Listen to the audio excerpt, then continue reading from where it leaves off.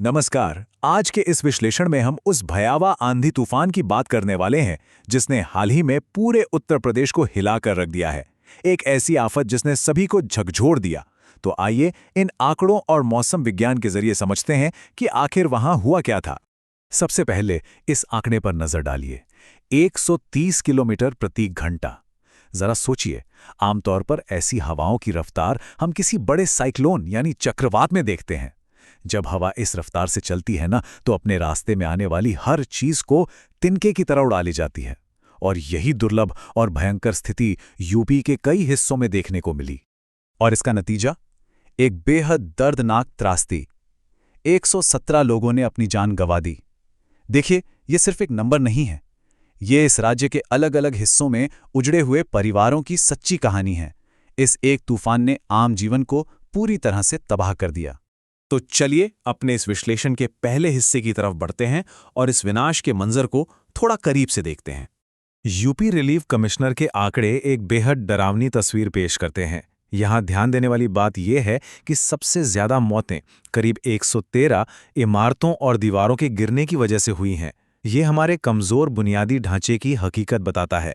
इसके अलावा बिजली गिरने से 4 लोगों की जान गई, 79 लोग बुरी तरह घायल हुए, 330 घर क्षतिग्रस्त हुए और यहां तक कि 177 मासूम जानवरों को भी अपनी जान गंवानी पड़ी।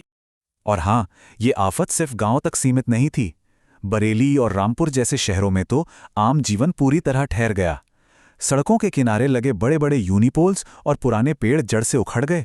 सोचिए, कई जगहों पर पेड़ों की भारी टहनियां चलती गाड़ियों पर अचानक गिर गईं।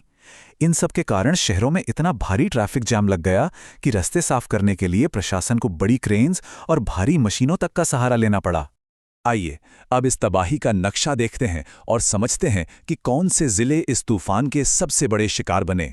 यहां अगर हम मौत के आंकड़ों पर नजर डालें तो प्रयागराज इस तूफान का सबसे बड़ा शिकार बना, जहां 23 मौतें दर्ज की गई। पेड़ उखड़ने और मकानों के ढहने से यहां सबसे ज्यादा नुकसान हुआ।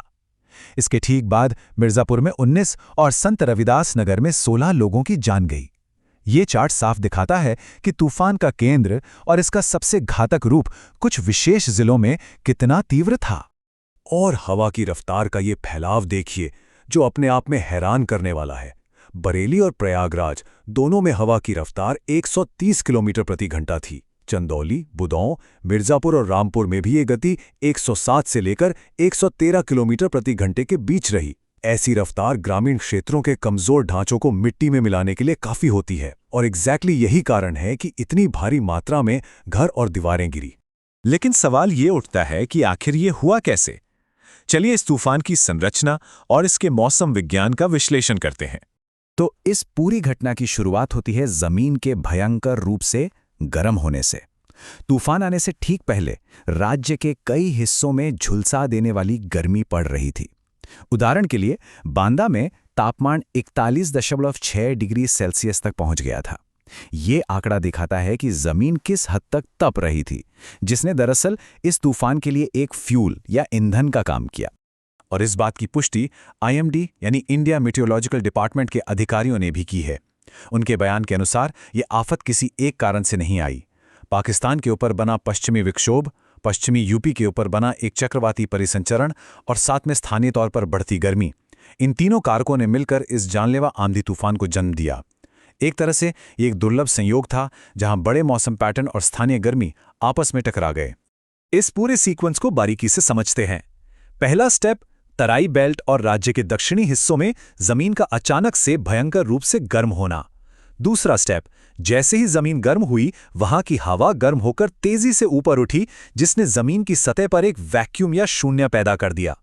तीसरा स्टेप, इस खाली जगह को भरने के लिए आसपास की ठंडी हवाएं बेहद हिंसा और तेजी के साथ उस दिशा में दौड़ी। और आखिरी चौथा स्टेप, इसी तेजी ने एक घातक हाई वेलोसिटी आंधी यानी थंडरस्क्वॉल का रूप ले लिया।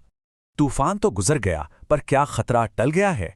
आइए आने वाले दिनों के लिए मौसम की चेतावनियों पर एक नजर डालते हैं। मौसम विभाग ने हालात की गंभीरता को देखते हुए एक बड़ा अलर्ट जारी किया है। खतरा अभी पूरी तरह से टाला नहीं है। राज्य के 8 जिलों को हाई अलर्ट पर रखा गया है।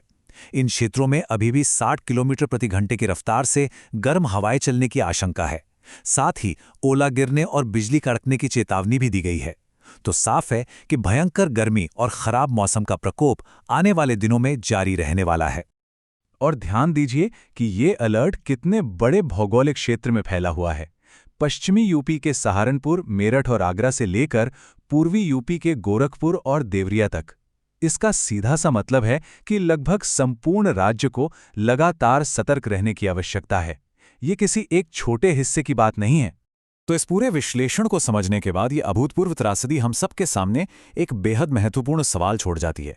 ऐसी एक्सट्रीम मौसम स्थितियों में मौत के आंकड़ों को रोकने का सबसे कारगर तरीका आखिर क्या है? क्या हमें अपने अर्ली वार्निंग सिस्टम्स यानी पूर्व चेतावनी प्रणालियों को और बेहतर बनाने की जरूरत है, या फिर हमें अपनी इमारतों और बुनियादी ढांचे को इतना मजबूत बनाना होगा कि वो ऐसे घातक तूफानों का सामना कर सकें? ये एक ऐसा विषय है जिस पर सरकार और नागरिक दोनों को गहन चिंतन करना चाहिए। इस विश्लेषण से जुड़ने के लिए शुक्रिया। सतर्क रहिए और सुरक्षित रहिए।